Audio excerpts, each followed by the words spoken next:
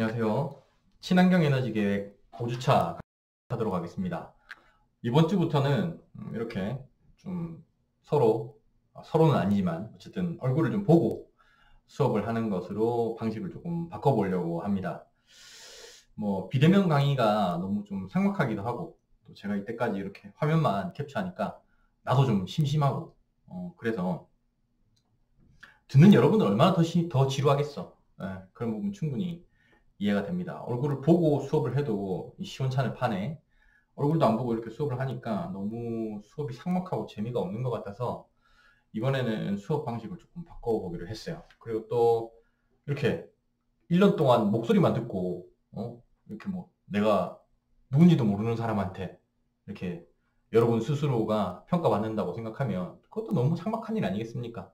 그러니까 저 사람이 우리 친환경 에너지 계획 수업을 했던 사람이구나. 길 가다가 이렇게 마주치면은 이렇게 아는 척이라도 할 수 있고, 또 커피숍 같은 데서 만나면 내가 당신 수업 들었다 이러면은 혹시 압니까? 제가 여러분 커피값이라도 내줄지. 그래서 이번 주부터는 이렇게 수업 진행을 한번 해보려고 합니다. 그러니까 조금 불편하시더라도 양해해 주셨으면 좋겠고요. 저도 여러분들 이렇게 같이 보고 수업하는 게 참 좋지만 상황이 상황인지라 그렇게 되지 않는 점 참 양해를 부탁드리겠습니다. 어쨌든 친환경 에너지 계획의 이번 주에 할 이야기는 이제 유체역학에 대한 이야기인데요. 사실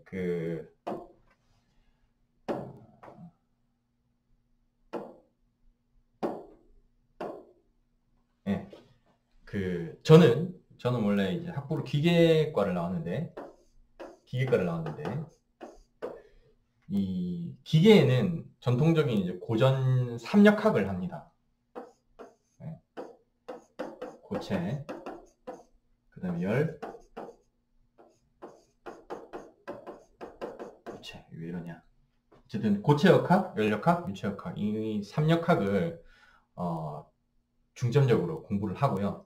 4학년이 돼서 졸업할 때까지 이 마지막 유체역학과 실험을 합니다.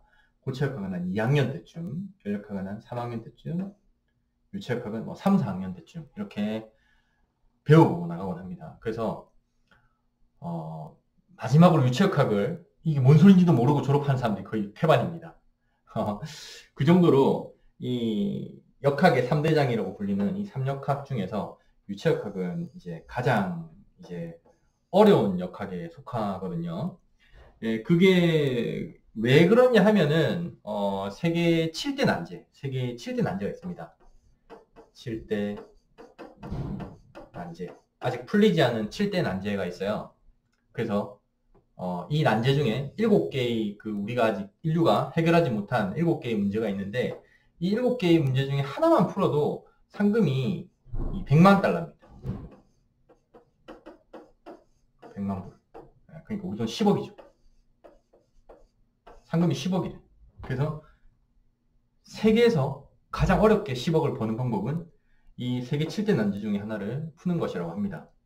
그런데 이 세계 7대 난제 중에 하나가 바로 이 유체역학의 마지막에 나오는 나비아-스톡스 방정식이라는 방정식입니다. 그래서 이 난류의 유동을 푸는 문제인데 어쨌든 그 유체역학의 가장 마지막에 있는 그 챕터가 세계 7대 난제에 들어갈 정도로 가장 어려운 부분입니다. 그런데 이렇게 기계과에서 막 이렇게 심화적으로 다루는 유체역학이 아닌 한에서는 유체역학이 또 그렇게 어렵지는 않아요. 여러분들 설비기사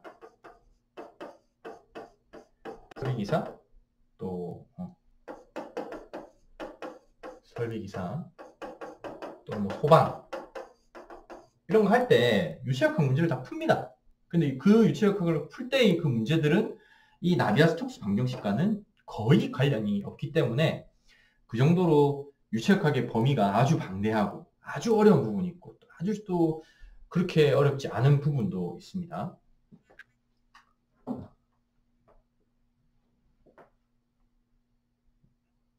네. 그렇기 때문에 오늘도 서론에 여러분들한테 먼저 말씀드리는 것은 유체역학을 너무 어렵게 생각하지는 말아 주셔라. 우리는 쉬운 부분만 할 거니까 그 부분에 대한 여러분들에게 당부를 또 한번 전해드리고 하겠습니다. 죄송합니다. 제가 이거 휴대폰을 보려고 하는 건 아니고 시계를 켜야 여러분들 강의 녹화가 몇 분이나 되는지 알기 때문에 그러니까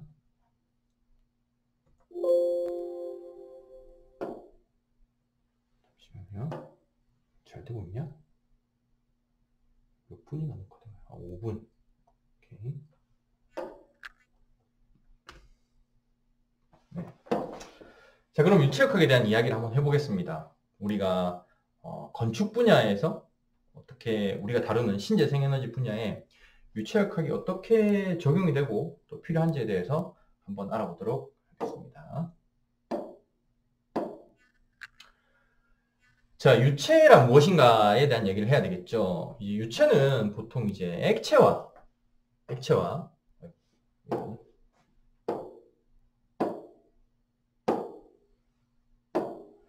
자, 유체는 액체와 기체를 합쳐서 부르는 말이고요. 그 유체의 그 근본적인 사전적 정의는 아주 작은 아주 미세한 힘, 이거를 자세히 다루면 전다능력 타우에도 변형이 일어나는 것,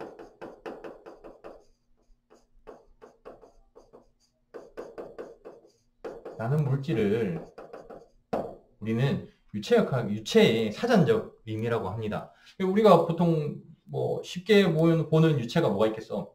물과 공기가 있겠죠. 물 같은 건 뭡니까? 물은 이런 물그릇이 없으면 우리 물은 형체를 유지하기가 힘들죠. 그 말은 무슨 말입니까? 형체를 유지하기 위해선 형체를 아주 작은 이 주변의 이 힘에도 형체를 유지할 수 없을 정도로 흐물흐물 흐느적 한다는 말이겠죠. 공기는 더 하겠죠. 공기는 우리가 보통 이 실을 공기가 가득 채우고 있지만 이 공기 역시 마찬가지로 우리가 바람 푹 불면은 뭡니까? 이 공기의 이 움직임들이 생겨나가죠. 우리가 담배 피시는 분들 담배를 탁 물고 있으면은 멋있게 이렇게 탁 본인이 멋있다 생각하고 이렇게 물고 있으면은 담배연기 이렇게 올라가잖아. 아주 살짝만 옆에서 손을 살짝 흔들어도 담배연기는 팍 흩어져 나가겠죠. 바람 부는 날은 뭐 담배연기가 이렇게 올라가지도 않죠. 바람이 아예 없는 날이 이렇게 미세하게 이렇게 반듯하게 올라가는 경향이 있긴 하지만 그래도 약간의 미동만 있어도 이 연기는 막 흐트러집니다. 그 정도로 변형이 아주 쉽다. 그러니까 아주 미세한 힘, 아주 미세한 전다 능력에도 변형이 일어나는 물질을 우리는 유체라고 정의합니다. 안 그런 것도 있긴 하지만 어쨌든 유체의 사전적인 의미에서 예외적인 상황을 빼고 사전적인 의미에서는 유체의 정의를 아주 미세한 힘에도 변형이 일어나는 물질, 그러니까 아주 변형이 잘 일어나는 물질을 우리는 유체라고 합니다. 그 중에 이제 비압축성 유체와 압축성 유체가 있는데 이렇습니다. 말 그대로 이제 여러분들이 어감이 압축성이라고 하면 뭡니까? 이렇게 뭔가 쫙 눌렀을 때 압축이 될 것 같은 게 압축성 유체겠지. 막 눌렀는데 압축이 안 될 것 같은 거, 그게 비압축성 유체겠죠. 그러면은 여러분들이 이렇게 페트병, 예를 들어서 이 주사기가 있어. 왜 이러냐. 어쨌든 주사기가 있습니다. 주사기가 이렇게 있어. 여러분들이 주사기에 공기가 든 상태에서 이 주사기 끝을 손으로 딱 막고 여기를 딱 막고 피스톤을 쭉 밀면은 아주 스무스하게 들어가진 않지만 그래도 이 피스톤이 이렇게 짜부가 됩니다. 이게 여러분들이 힘을 쫙 주면은 공기만 들어있을 때는 이렇게 밀면은 이거 들어가. 움직인다고. 그래서 이걸 탁 놓으면은 다시 이렇게 튕겨져 나가죠. 탄성에서 탁 튕겨 나갑니다. 그래서 그런 말은 뭡니까? 그 말은 이 피스톤을 옆에서 딱 본다 치자고. 피스톤을 옆에서 여기를 딱 막았어. 옆에서 본다 쳤을 때 요 상태에서 요만큼 밀어가지고 피스톤이 요까지 갖다 칩시다. 그러면은 여기가 왜 이렇게 볼펜이 안 좋지? 잠시만요. 네.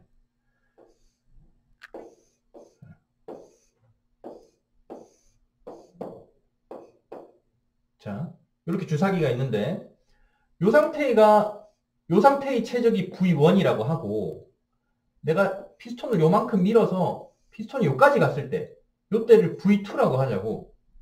그러면은 요 안에 질량은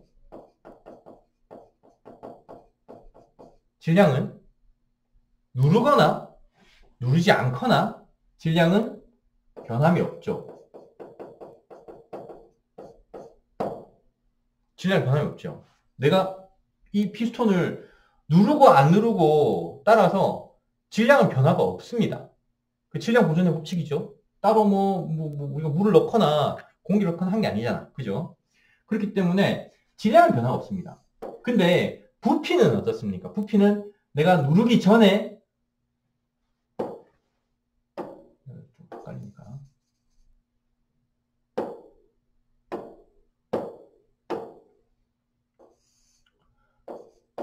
누르기 전에 최적이 누르고 난 다음에 최적보다 더 크잖아. 그죠? 그죠? 밀도를 어떻게 정의합니까? 밀도 로는 킬로그램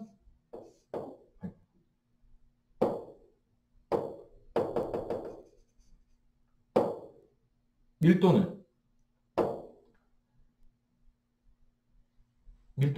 질량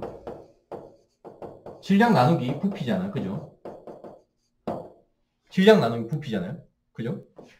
그러면은 질량은 변화가 없는데 부피가 커지면 어떻게 됩니까? 질량은 변화가 없는데 부피가 커지면 밀도는 작아지죠. 분모가 커지니까. 그죠?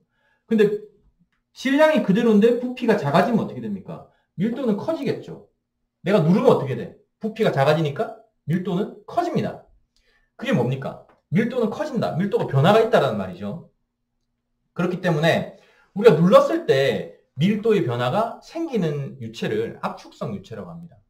압축성 유체. 반대로 우리가 눌렀음에도 불구하고 부피의 변화가 없는 거. 눌렀는데도 암만 눌러도 부피의 변화가 없어. 그거는 이제 비압축성 유체입니다.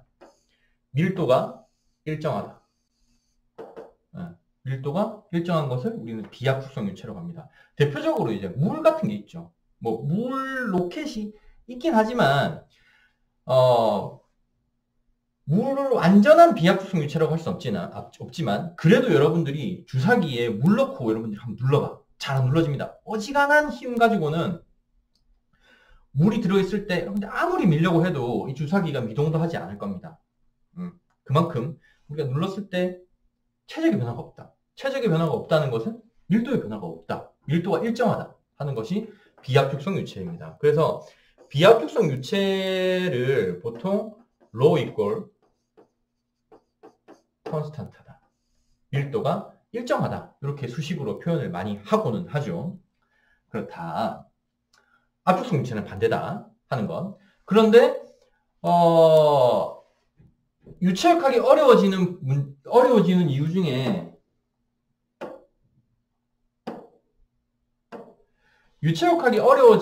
중에 하나는 대부분의 유체들이 사실 압축성 유체이기 때문인데요. 그리고 아까 얘기했던 세계 7대 난주 중에 하나였던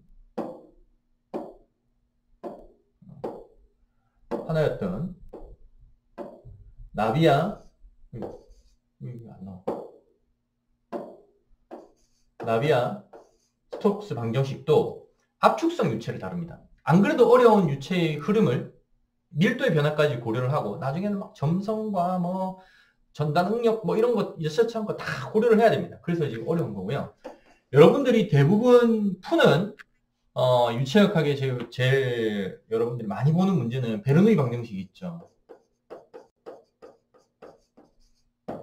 베르누이 방정식이 있습니다. 베르누이 방정식을 여러분들이 적용할 때 거기 보면은 이제 제일 먼저 나와 있는 가정 중에 하나는 이제 비압축성 유체를 다룬다 하는 겁니다.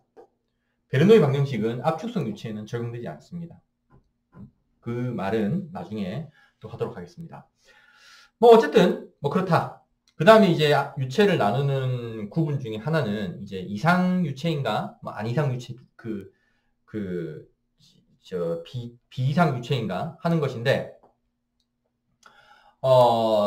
이상 유체는 이제 압축성도 없고, 그 다음에 점성이 없는 유체를 말합니다. 이 말이 무슨 말이냐 하면, 대부분의 유체들은 다 점성을 가지고 있는데요. 점성을 가지고 있는데, 이 점성이 뭐냐면, 여러분들이, 꿀 같은 거, 예를 들어서 꿀 같은 거. 뭡니까? 찐득하죠? 찐득한 거. 이걸 이제 보통 점성이 크다 하죠. 네, 꿀 같은 거. 찐득한데 점성이 큽니다. 꿀에서 여러분들이 이렇게 헤엄을 쳐서 앞으로 나간다고 생각해봐. 얼마나 힘들겠어. 그죠? 점성이 크니까. 얼마나 힘들겠습니까? 그 찐득한 거를 통과해서 나가기가 얼마나 힘들겠어. 그런데 우리가 공기 중을 이렇게 지나간다고 생각해봐. 공기 중을 지나간다고 생각할 때는 엄청 쉽죠. 왜냐하면 공기는 점성이 작으니까. 그죠? 공기보다, 그러니까 공기, 물, 꿀이 있어. 그러면 점성은 꿀이 크고, 그 다음에 물, 그 다음에 공기겠죠. 우리가 공기 중에 이렇게 가는 것보다 물에서 이렇게 수영하는 게 더 힘들 거고, 꿀에서 이렇게 수영하는 게 더 힘들 겁니다. 그렇겠죠. 그래서 일반적인 우리 주변에 있는 모든 유체들은 다 점성을 가지고 있습니다. 아무리 우리가 공기처럼 이렇게 점성이 없는 것 같아도 이 공기도 점성이 있어. 점성이 있기 때문에 마찰이 있습니다. 그렇기 때문에 비행기가 그 공기 중을 날아갈 때 마찰 계수가 생기는 거죠. 점성이 있기 때문에. 그래서 대부분의 유체들은 다 점성이 있습니다. 그런데 우리는 문제를 풀기 위해서 이상기체, 이상유체 이런 걸 가정을 하죠. 너무나 어렵기 때문에. 유체역학이 안 그래도 어려운데 네. 안 그래도 어려운데 밀도와 점성까지 고려하면 너무 어렵다. 안 그래도 막 수포자들이 막 넘쳐나는데 이런 것까지 막 고려해가지고 그러면 너무 힘들겠죠. 서로 조금 덜 힘들지 않은 차원에서 아주 이상적인 유체, 압축성과 점성을 고려하지 말자. 좀 쉽게 풀자. 그렇게 해서 나중에 뭐 보정 계수를 해가지고 이렇게 문제를 좀 해결하자 하는 차원에서 이제 정의를 한 게 이제 이상유체입니다. 그 다음에 유체의 이제 기본적인 성질인데 이제 밀도는 아까 질량을 부피로 나눈 거죠. 질량의 단위는 킬로그램이고 부피의 단위는 큐빅미터입니다. 세제곱미터. 그래서 밀도는 이렇게 정의하고 단위는 킬로그램 퍼 큐빅미터가 이제 보통 밀도를 얘기하죠. 그래서 단위 질량에 대비해서 얼마만큼 무거운가 하는 것을 우리는 이제 밀도라고 정의를 합니다. 얘는 이제 물질마다 고유한 값을 지니고 있죠. 그 다음에 이제 밀도의 역수값이 이제 밀도의 역수값은 이제 비체적인데